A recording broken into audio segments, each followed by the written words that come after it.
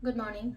Ngasigi seven centimeter ko. Seven centimeter ki card ki message yenga se ko. Seven centimeter se bada number se 25 lere. Aduga kala na hangkapan ko bagai gumba se piyo ko ngasi se dress ta. Aduga ako na chak thong ko da ko na hapa yaba se machu ni khangde ke no ma hai tare ko yellow color ki chaba yaba makitang maming yun dumai na happy ba ching show matam da ko. Adu malere ko. Adu hamda phai ki ke no yenga se ko. Card ki message yenga minara se. अदुगा timing अफब swipe पे दिए ngase ko ngasi gi na timing अफब kai kai lege habado adu duma su yingminare se ko adu nuti gi khanba dumaina card number 1 card number 2 aduga card number 3 dumai khanminare se ko hadi 1 2 3 ko adu 1 2 3 du dagi isha isha apamba number 1 consider number 2 consider ntraga number 3 consider ko amai toraga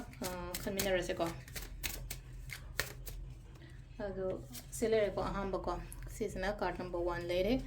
sisna koigi card number 2 lere aduga sisna koigi card number 3 lere ko one khan banga yenga se ko hadi one khan banga yuena kari message lake hai badu na se yuena ko number 1 gi se khatang lai no ko isha se da amakha koigi kaini kainoma da hai tara ko hadi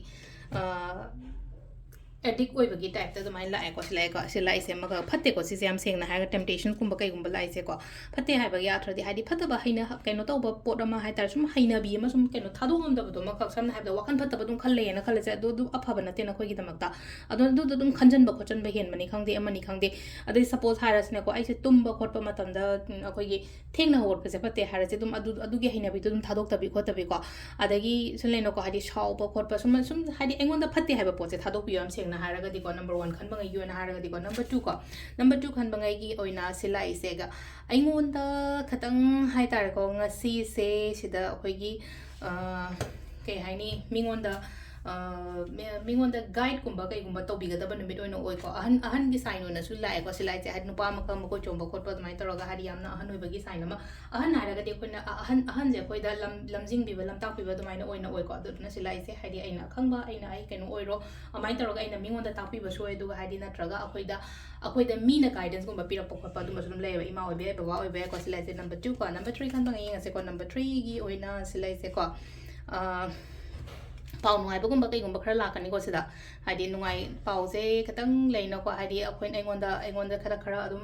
phaba khotpa adum bagi mong da mai la ko sinai good news kum bagai gum ba mai khara law haina pidi sisna ko sile khoi card ki message na ko aduga timings ne ki pung mari ga minute ya khai de na taruka minute kun taru phang le ko adai mu nipan ga minute kun thani pan dai na pung ani ga minute kun taru phang le adagi nungda wairam ni na mari ga minute ani dagi na nungdang ni nipan ga minute kun manga phang le ko atheng bagi na trama thoi ga minute tram toi de na paro ga minute kun thra tare phawam le re aduga ahing nong yai de na nongalam dai haraga na pung ani ga minute ama tagi na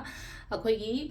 pung mari ga minute yang khai phawam le ko sisna ko gi ngasi go ina phaba time ko to sile ko gi daily card message ma'am thank you